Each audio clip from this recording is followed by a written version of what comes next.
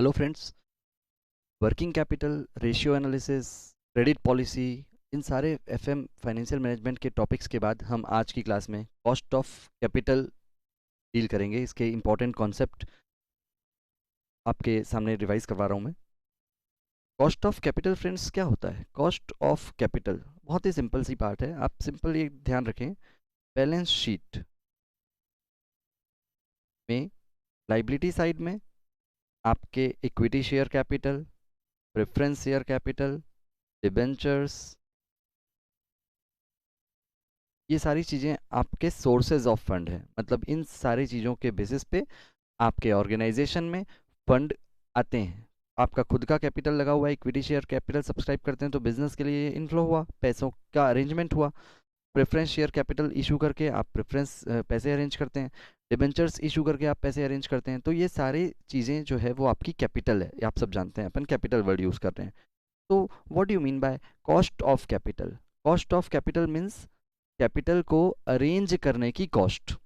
Capital को arrange करने की कॉस्ट, दैट मीन्स जैसे आप इक्विटी शेयर कैपिटल में डिविडेंड पे आउट करते हैं, तो से फॉर आप 100 रुपीज़ का इक्विटी शेयर इशू करके 10 रुपये का डिविडेंड पे कर रहे हैं, तो आपकी एक कॉस्ट ऑफ कैपिटल 10% हो गई है। बहुत सिंपल है फ्रेंड। प्रेफरेंस शेयर कैपिटल में भी वैसे ही आप डिविडेंड पे करते हैं, तो कितने परसेंटेज डिविडेंड पे कर रहे हो आप, वो आपकी कॉस्ट ऑफ कैपिटल हुई। डिबेंचर के लिए आप इंटरेस्ट पे करते हैं, तो हमको करना कुछ भी नहीं है। कॉस्ट ऑफ कैपिटल में हमको थ्रू आउट द ईयर जितना भी कॉस्ट लग रहा है वो ऊपर, और उसके बिहाफ में जितना फंड हम नीचे यूटिलाइज कर रहे हैं वो नीचे। मीन्स कॉस्ट ऑफ कैपिटल के फॉर्मूले हमको, जैसे इक्विटी के लिए कॉस्ट ऑफ कैपिटल को के ई से डिनोट किया जाता है, उसका अलग फॉर्मूला है। प्रेफरेंस शेयर्स के लिए के पी, डिबेंचर्स के लिए के डी, और अदर लोन्स एटसेट्रा के लिए के एल का फॉर्मूला यूज़ होता है। इन सारी चीज़ों में जितने भी अलग अलग फॉर्मूलेज हैं, उसका मेन फंडामेंटल दोस्तों सिर्फ एक ही है। क्या?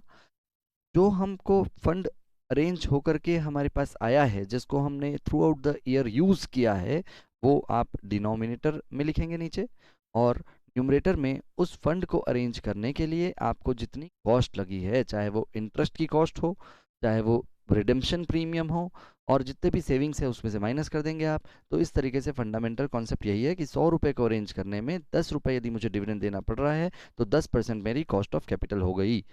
और इसी कॉस्ट ऑफ कैपिटल का यूटिलाइजेशन क्या होता है कि हम जो फंड अरेंज कर रहे हैं उसकी हमको जितनी कॉस्ट पड़ी है वो यूटिलाइज होकर के एसेट में, फिक्स्ड एसेट वगैरह में इन्वेस्ट होता है। तो फिक्स्ड एसेट के लिए जो कॉस्ट ऑफ कैपिटल हम लेकर के डिस्काउंटिंग करते होंगे, कैपिटल बजटिंग के कॉन्सेप्ट में हम जो डिस्काउंटिंग करना सीखे होंगे, तो उस समय जो आप कॉस्ट ऑफ कैपिटल लेते हो, उस रेट का मतलब यही है कि आप इन सभी में से जिसके भी कॉस्ट, मान लो आप सिर्फ इक्विटी को फाइनेंस करके आप फिक्स्ड एसेट परचेज कर रहे हैं, तो K E will be your cost of capital. आप इक्विटी और प्रेफरेंस दोनों लेकर के चले हैं, तो आपको एक weighted average cost of capital निकालना पड़ेगा, जो मैं आगे डिस्कस करूंगा। तो हम वन बाय वन इन सारे अलग अलग सोर्सेज ऑफ फंड का कॉस्ट ऑफ कैपिटल निकालना सीखेंगे। तो नाउ आप फॉर्मूले पे ध्यान दें।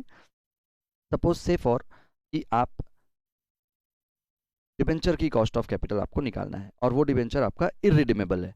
इररिडीमेबल डिबेंचर्स की कॉस्ट ऑफ कैपिटल सपोज, तो केडी से डिनोट करेंगे उसको अपन। इंटरेस्ट सबसे पहला हमको फैक्टर है, हमारा कॉस्ट लगता है, क्योंकि हमको डिबेंचर्स में इंटरेस्ट देना पड़ता है। बट उस इंटरेस्ट के आउटफ्लो के साथ साथ इनकम टैक्स की सेविंग भी होती है हमारी, इसलिए 1 - टैक्स कर दिया जाता है। मीन्स से फॉर कि आप 30% टैक्स ब्रैकेट में आ रहे हैं, 10 रुपये का आप इंटरेस्ट दे रहे हैं, तो प्रॉफिट एंड लॉस अकाउंट में आपको 10 रुपये डेबिट करने मिलेगा। इसका मतलब आपका 30% का टैक्स 3 रुपये उसमें से बच जाएगा, तो आपका जो इफेक्टिव कॉस्ट हुआ इस डिबेंचर के रिस्पेक्ट में वो सिर्फ 7 रुपये हुआ। दैट मीन्स 10 × 1 - 30%, मतलब कि 7 रुपीज़। ये आपका आ गया कॉस्ट ऊपर। जैसे मैंने बोला था आपको न्यूमरेटर में सिर्फ कॉस्ट लिखनी। सेकेंड, डिनोमिनेटर में आपको क्या लिखना है? Net proceeds. ये नेट प्रोसीड्स क्या होता है? डिबेंचर्स इशू करने के लिए हमको जो हमारा डिबेंचर इशू करने के लिए जो हमें अमाउंट मिला है, जो डिबेंचर का नेट प्रोसीड्स है, वो हम इसमें नीचे लिखते हैं। मतलब आप से फॉर 10 लाख रुपए का डिबेंचर इशू कर रहे हो, आपको कुछ उसमें फ्लोटेशन कॉस्ट वगैरह भी लग रही है, दैट मीन्स इशू करने की कॉस्ट होती है, अंडर राइटर कमीशन अपन देते हैं, उसमें अपने को फ्लोटेशन कॉस्ट लगती है, वो सारी चीज़ें अपन माइनस कर देते हैं। तो जो नेट प्रोसीड्स मतलब कि नेट आपके पास कितना अमाउंट पहुंच पाया डिबेंचर इशू करने पर, तो ये आपका नेट प्रोसीड्स नीचे लिखते हैं। इसको आप through out the year use करेंगे। तो यहाँ पर ये इरिडीमेबल है, इसलिए रिडेम्पशन से रिलेटेड कोई भी चीज़ें नहीं आई।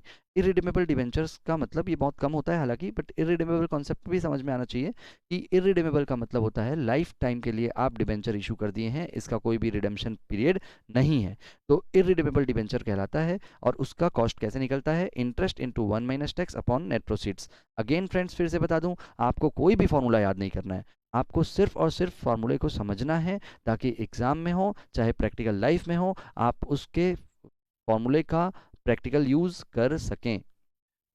नाउ यदि आपका डिबेंचर रिडीमेबल हो, तो रिडीमेबल होगा तो उसकी कुछ रिडेम्पशन पीरियड भी होगी और रिडेम्पशन वैल्यू भी होगी, बिकॉज आप कमिट करेंगे कि 10 ईयर्स के बाद में मैं आपसे 100 रुपए के इशू किए हुए डिबेंचर को 110 रुपए में खरीद लूंगा वापस से। दैट मीन्स रिडेम्पशन वैल्यू बोलते हैं 110 रुपए। तो अल्टीमेटली आपको उस पूरे लाइफ को, ओवरऑल स्पैन ऑफ लाइफ में, जो आपके डिबेंचर्स की लाइफ है, उसमें आपको क्या करना है? रिडेम्पशन नीचे क्या आएगी? जो अमाउंट आपकी आई है एवरेज, आपको स्टार्टिंग में नेट प्रोसीड्स मिल गया था आपको, इसमें आपका जो इशू प्रोसीड्स है उसमें से आप फ्लोटेशन कॉस्ट माइनस करके निकालेंगे इसको। रिडेम्पशन वैल्यू मतलब 10 ईयर्स के बाद से, फॉर 10 ईयर्स की आपकी लाइफ डिबेंचर्स की है, तो 10 ईयर्स के बाद आप रिडेम्पशन वैल्यू जो कमिट किए हुए हैं कि इतना रुपए में हम रिडीम करेंगे, तो धीरे धीरे करके आपकी उस वैल्यू 110 के बराबर हो जाएगी। जैसे 5-6 ईयर्स होगा तो ये माना जाएगा कि आप 110 रुपये यूज़ कर रहे हैं। तो redemption value plus net proceeds upon 2, ये आपका एवरेज एक क्या हो गया? इन्वेस्टमेंट वैल्यू हो गई। तो इसके बिहाफ में आपको कॉस्ट कितनी लग रही है ये देखना है। तो कॉस्ट दो पार्ट में लगेगी यहाँ पर, एक तो इंटरेस्ट इंटू 1 - टैक्स जैसा पहले था, प्लस इंपॉर्टेंट चीज़ ध्यान देंगे, आपका जो रिडेम्पशन प्रीमियम है वो भी आप यहाँ पर अमोर्टाइज करेंगे ईयरली बेसिस पे। मतलब रिडेमेबल वैल्यू से फॉर 110 रुपये है, नेट प्रोसीड्स आपकी 100 है, तो 110 minus 100 is equal to 10 rupees. मतलब 10 रुपये का जो एक्स्ट्रा अमाउंट आपको देना पड़ रहा है 10 साल की लाइफ में, तो नीचे ये है ईयर, मतलब कि 10 ईयर, तो आपका एक एक रुपए हर बार हर साल आपके डिबेंचर की कॉस्ट ऑफ डिबेंचर में जुड़ जाएगा। मतलब ये हो रहा है कि आप पूरे 10 साल के डिबेंचर्स के लाइफ पीरियड में आपको सिर्फ और सिर्फ 10 रुपये एक्स्ट्रा रिडेम्पशन प्रीमियम के रूप में देना पड़ रहा है। 100 रुपये में आपको इशू किए हो आप, 110 रुपये में आपको रिडीम करना पड़ रहा है, मतलब 10 रुपये एक्स्ट्रा देना पड़ रहा है। तो वो 10 रुपये को आप पूरे through out the life of the debenture amortise कर देंगे, और एक एक रुपये आप हर साल डिबेंचर की कॉस्ट में ऐड कर देंगे। इसलिए ये चीज़ यहाँ पर ऐड हो रही है, ध्यान देंगे, ऐड करेंगे आप। इंटरेस्ट जो आपको हर बार पे करना पड़ रहा है वो तो आपका आउटफ्लो है ही, उसके कारण आपका टैक्स जो बच रहा है उसको आप माइनस तो कर ही दिए हो इसमें, इसलिए ये पूरा आपका आउटफ्लो हुआ हर साल का होने वाला। प्लस जो redemption value minus net proceeds है, मतलब जो एक्स्ट्रा प्रीमियम आप पे कर रहे हैं उसको आप ईयर से डिवाइड करके अमोर्टाइज कर दे रहे हैं हर साल का, और वो डिवाइड करोगे आप net proceeds plus redeemable value upon 2। इस तरीके से आपका रिडीमेबल डिबेंचर्स की कॉस्ट ऑफ कैपिटल निकल गई। फ्रेंड्स ये बहुत सिंपल है, सेम जैसे ही इसमें अपना हुआ है, सेम वैसे ही लोन के लिए भी वैसे ही होगा। जैसे डिबेंचर का होता है उसमें जो मेरिट होती है डिबेंचर की, वो सेम लाइक लोन होती है। बैंक लोन का भी आपको यदि कॉस्ट ऑफ कैपिटल निकालना होगा तो आप के एल भी इसी तरीके से निकालेंगे, उसमें कहीं कोई चेंज नहीं है। नाउ रिडीमेबल वैल्यू उसमें होगा तो आप उसमें ऐसा करेंगे, लोन नहीं में नहीं होता है तो आप सिर्फ interest into 1 - tax upon net proceeds करके निकाल सकते हैं। Now come to the preference share capital की cost of capital. Cost of capital of preference share capital. Preferential dividend pay करते हैं, आपको मालूम है फ्रेंड्स कि ये इनकम टैक्स में अलाउेबल आइटम नहीं होता क्योंकि ये डिविडेंड होता है, तो इसलिए इसमें 1 - टैक्स नहीं करते। Preferential dividend upon net proceeds into minus flotation cost करके जो नेट प्रोसीड्स निकलती है आपकी, वो आप यहाँ लेंगे। मतलब प्रेफरेंशियल शेयर्स यदि आपका इरिडेमेबल होगा तो preferential dividend upon net proceeds आपका फाइनल हो जाएगा। प्रेफरेंशियल शेयर्स यदि रिडीमेबल है तो उसकी कोई रिडेम्पशन वैल्यू होगी, रिडेम्पशन पीरियड भी होगा, तो इसलिए dividend into dividend plus 1 - tax यहाँ पर नहीं करना है, ध्यान दीजिएगा, क्योंकि वहाँ पर टैक्स का बेनिफिट हमको डिविडेंड पे आउट करने से नहीं मिलता। ये बिलो द लाइन आइटम होता है डिविडेंड, मतलब tax amount profit after tax निकालने के बाद डिविडेंड डिडक्ट किया जाता है। तो redeemable value minus net proceeds upon n, यहाँ पर भी सेम है, मतलब जितने भी पीरियड का आपका प्रेफरेंस शेयर्स इशू किया हुआ है उसको रिडेम्पशन प्रीमियम जितना अपन एक्स्ट्रा पे कर रहे हैं इशू से, रिडेम्पशन वैल्यू का डिफरेंस को ईयर से अमोर्टाइज करेंगे, मतलब हर साल को आपको, हर साल का जितना बर्डन आपको एक्स्ट्रा देना है वो, प्लस डिविडेंड का अमाउंट, ये दोनों आप ऐड करके नेट प्रोसीड्स का जो एवरेज निकलता है, net proceeds plus redeemable value upon 2, इस तरीके से आपको नीचे लिखना है, न्यूमरेटर डिनोमिनेटर लिखा करके मल्टीप्लाइड बाय 100 कर देंगे तो परसेंटेज में निकल जाएगा। ये आपका आ जाएगा cost of preference share capital. Now come to the cost of equity share capital, K E से डिनोट किया जाता है। आप सब जानते हैं फ्रेंड्स कि बैलेंस शीट में ओनर्स का जो कैपिटल होता है, जो इनसाइडर का कैपिटल होता है, वो इक्विटी कैपिटल कहलाता है। इक्विटी कैपिटल में जो कॉस्ट होती है उसको चार तरीके से निकाला जा सकता है। First, dividend price approach, second, earning price approach, third, capital asset pricing model CAPM, and fourth, realised yield approach, जिसको IRR के बेसिस पे करते हैं। ये आप कैपिटल बजटिंग के कॉन्सेप्ट में जो IRR निकाले हो ये ठीक वैसे ही है। इसको मैं सबसे पहले डील कर दूं। IRR का मतलब ये होता है NPV जिस परसेंटेज में ज़ीरो हो जावे, मतलब present value of inflow present value of outflow के बराबर हो जाए, ऐसे परसेंटेज से डिस्काउंट करने पर उस परसेंटेज को IRR कहते हैं। CAPM मेथड बहुत इजी है फ्रेंड्स। CAPM मतलब कैपिटल एसेट प्राइसिंग मॉडल। इस मॉडल में risk free rate of return, जैसे RBI बॉन्ड्स और risk free rate of return अगर होता है, उस RBI बॉन्ड का जो रेट होता है, फिक्स्ड डिपॉजिट का जो रेट होता है, वो risk free rate of return कहलाता है। प्लस बीटा, इसको रिस्क फैक्टर कहते हैं। बीटा का मतलब होता है हर सेंसिटिविटी इंडेक्स, हर शेयर कैपिटल का जो कि मार्केट में किसी ना किसी स्टॉक एक्सचेंजेस में लिस्टेड है, उसका एक बीटा फैक्टर होता है। दैट मीन्स उसका रिस्क और सेंसिटिविटी इंडेक्स होता है, मतलब मार्केट के रिस्पांस के साथ साथ अब उस कंपनी के स्क्रिप्ट कैसा रिस्पांस करती है। मार्केट में 100 बेसिस पॉइंट का रिस्पांस हुआ, रिएक्शन हुआ, तो उसके साथ में हमारी कंपनी के शेयर्स की प्राइस में क्या रिएक्शन होगा, ये बीटा फैक्टर बताता है। जितना ज़्यादा बीटा फैक्टर होगा, कंपनी उतना ज़्यादा सेंसिटिव कहलाएगी और उतना ज़्यादा रिस्क बढ़ेगा, रिस्क फैक्टर भी कहते हैं इसको। इसको मल्टीप्लाई करेंगे आप RM माइनस RF से। RM माइनस RF को रिस्क प्रीमियम भी कहते हैं। मतलब कोई भी इन्वेस्टर आपकी कंपनी के शेयर्स यदि परचेस कर रहा है, तो उस केस में आपकी कंपनी में क्या एक्स्ट्रा रिटर्न उसको मिल रहा है, market return minus risk free rate of return, मतलब उसमें जो एक्स्ट्रा प्रीमियम उसको मिलेगा, उसको बीटा से मल्टीप्लाई करके RF से जोड़ दिया जाएगा, तो KE निकल जाएगा उससे। मतलब के CAPM मेथड के लिए फॉर्मूला क्या हुआ, risk free rate of return plus beta into RM minus RF। इसको नट सेल में ऐसा कहें फ्रेंड्स, से फॉर कि मेरी कंपनी में इन्वेस्ट करना काफ़ी ज़्यादा रिस्की है। मतलब ये हुआ कि मार्केट में 10 बेसिस पॉइंट का उछाल आता है तो मेरी कंपनी में 100 बेसिस पॉइंट का उछाल आ जाता है। इसका मतलब मेरा बीटा बहुत ज़्यादा है, रिस्क फैक्टर बहुत ज़्यादा है इन्वेस्टर्स को, कि मार्केट में जब गिरावट आएगी तो मेरी कंपनी के शेयर्स मार्केट से कहीं ज़्यादा 10 टाइम्स ज़्यादा गिर जाएंगे नीचे। तो इसका मतलब रिस्क काफ़ी ज़्यादा है, इसलिए इसको रिस्क प्रीमियम भी कहते हैं। रिस्क प्रीमियम को रिस्क फैक्टर से मल्टीप्लाई किया जाता है और उसको risk free rate of return से जोड़ दिया जाता है KE निकालने के लिए। CAPM मॉडल कंप्लीट हुआ। नाउ डिविडेंड प्राइस अप्रोच में ये देखा जाता है कि DPS D1 कितना है। फ्रेंड्स अब बहुत ध्यान से समझना, ये बहुत इंपॉर्टेंट कॉन्सेप्ट है। D1 upon P0, KE is equal to D1 upon P0। P0 मतलब मार्केट प्राइस। बहुत ही ध्यान से समझें आप, D1 क्यों लिया गया है और P0 क्यों लिया गया। P0 का मतलब आप जीरो पीरियड में, आज के डेट में जीरो टाइम पीरियड में आप मेरी कंपनी में इन्वेस्ट कर दिए, तो आपकी कंपनी का जो इन्वेस्टमेंट हुआ है, जो फंड आपका मेरे पास आया है, उस फंड को यूटिलाइज करके ही तो मैं क्या करूँगा। से फॉर आपने 100 रुपये में मेरे शेयर परचेज किए, तो इस फंड को यूटिलाइज करके ही मैं क्या करूँगा, ईयर एंड में आपको, 1 ईयर के एंड में आपको डिविडेंड पे आउट करूँगा। तो यही तो D1 है, मतलब कि आपका जो मनी मेरे यहाँ 1 साल पहले लगा था, उसको 1 साल तक यूटिलाइज करके मैंने जो डिविडेंड दिया है उस पर आपका हक है। इसका मतलब कि KE is equal to D1 upon P0। बहुत सिंपल फ्रेंड्स, कि आप जीरो पीरियड में मेरे कंपनी में इन्वेस्ट करेंगे तो उसको मैं 1 साल तक यूटिलाइज करूंगा अपने कंपनी में ही, और उससे जो रिटर्न मिलेगा वो मैं आपको डिविडेंड के रूप में पे करूंगा।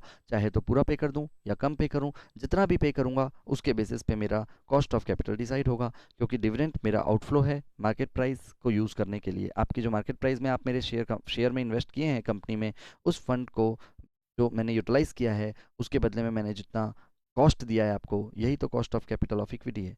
KE इस तरीके से निकल गया। नाउ ये देखा जाता है कि इक्विटी शेयर कैपिटल जो है वो इक्विटी रिडीम नहीं होता। मतलब ये हो रहा है कि हर साल मैं क्या करूँगा, आपको आगे डिविडेंड ज़्यादा से ज़्यादा देने की कोशिश करूँगा। तो हर साल जो डिविडेंड के रेट में ग्रोथ आता है उसको प्लस करके जो ग्रोथ रेट होता है उससे डिनोट किया जाता है। ध्यान रहे कि इसको आप यदि इसमें परसेंटेज में नहीं निकाले हैं, आप मल्टीप्लाइड बाय 100 नहीं किए हैं, तो इसको आप पॉइंट्स में ही लिखें।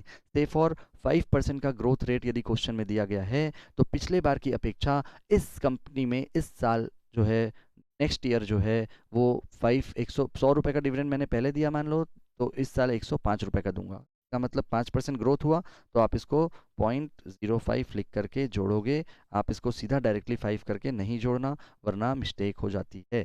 इसलिए जब भी किसी कंपनी में इक्विटी शेयर कैपिटल की कॉस्ट आपको निकालनी हो तो D1/P0 करके आप ग्रोथ उसमें ऐड करेंगे।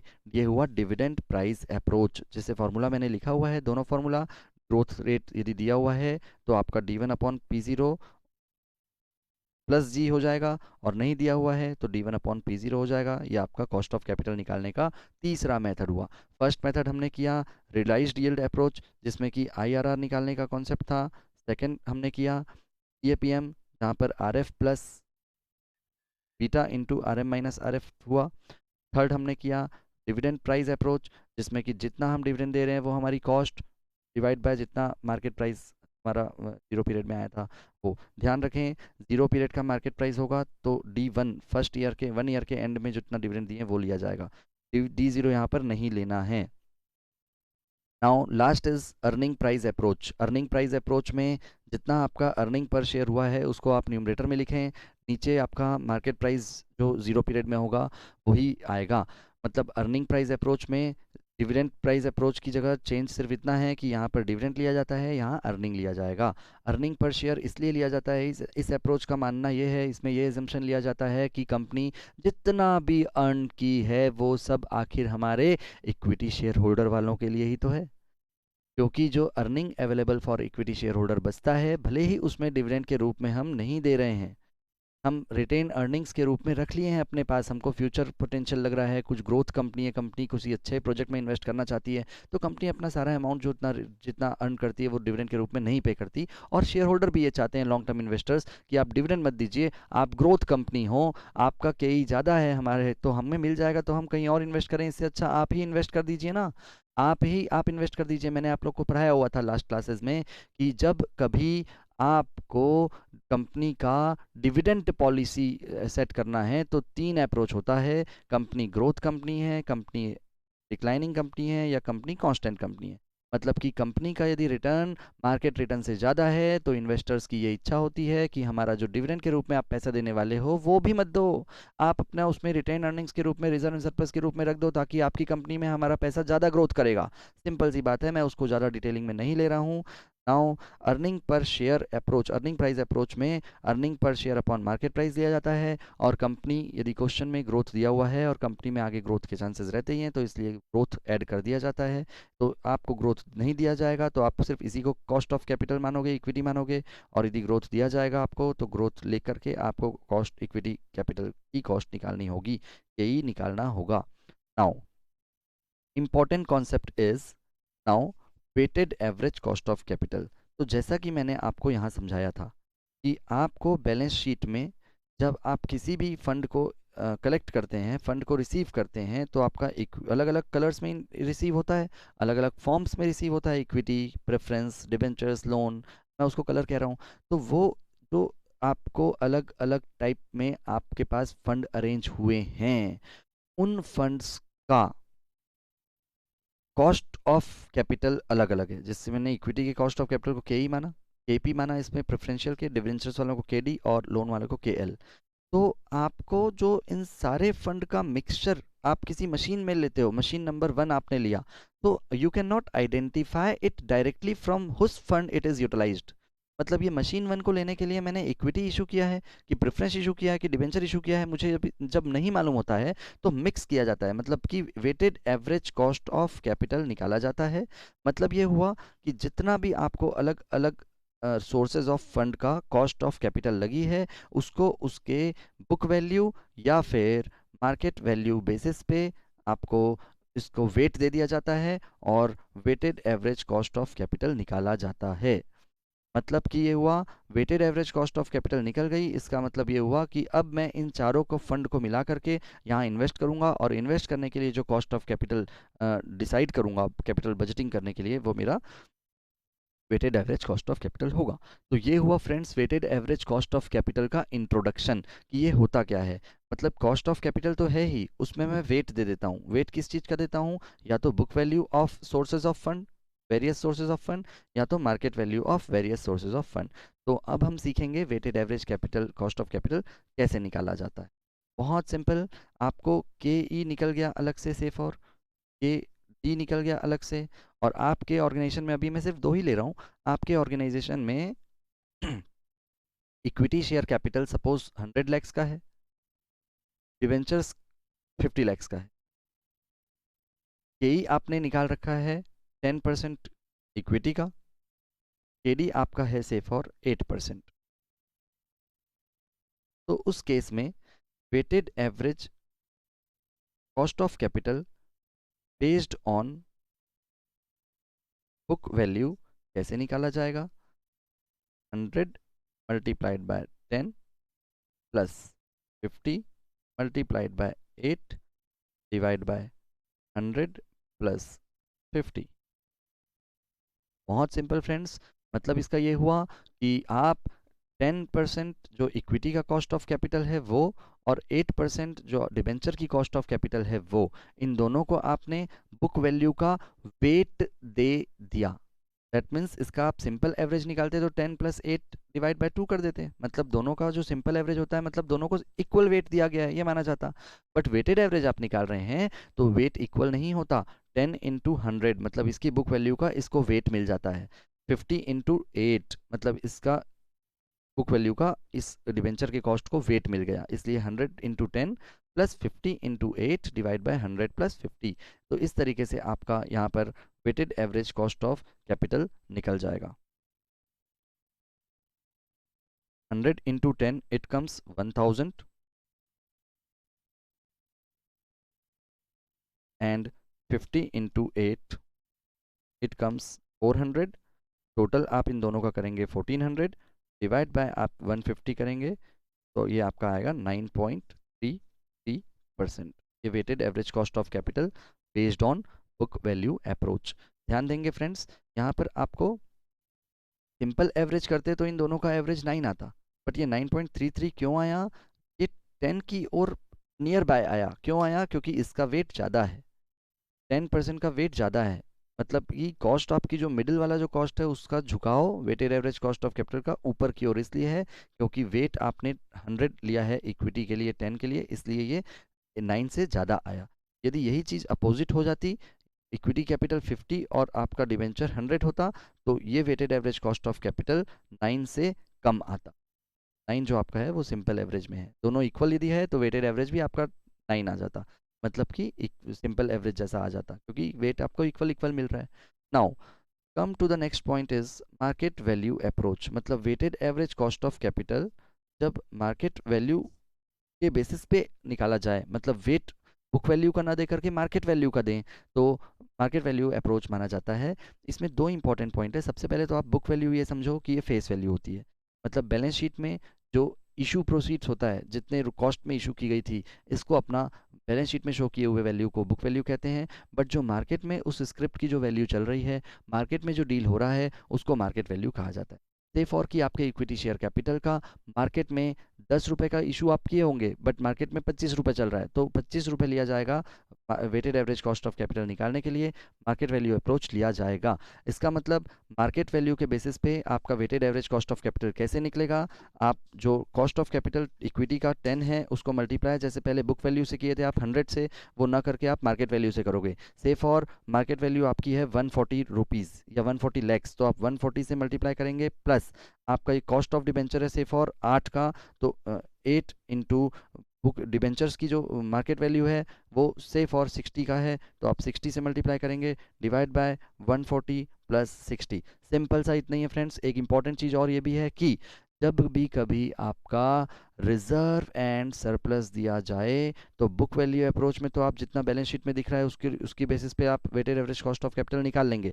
बट जब reserve and surplus market value के बेसिस पे आपको weighted average cost of capital निकालना हो तो उसको इग्नोर किया जाता है, रिजर्व एंड सरप्लस को नहीं लिया जाता है। ऐसा इसलिए फ्रेंड्स क्योंकि रिजर्व एंड सरप्लस तो मार्केट वैल्यू पे इंक्लूड हो जाता है। जो मार्केट वैल्यू यहाँ पर आपको बताई जा रही है वो रिजर्व एंड सरप्लस के कारण ही तो है। जितना ज़्यादा रिजर्व एंड सरप्लस किसी कंपनी के बैलेंस शीट में बुक्स ऑफ अकाउंट्स में होगी उतना ज़्यादा मार्केट में उसकी वर्थ होगी, उसकी क्रेडिट होगी, उसको गुडविल बढ़ाएगा बढ़ेगा उसका।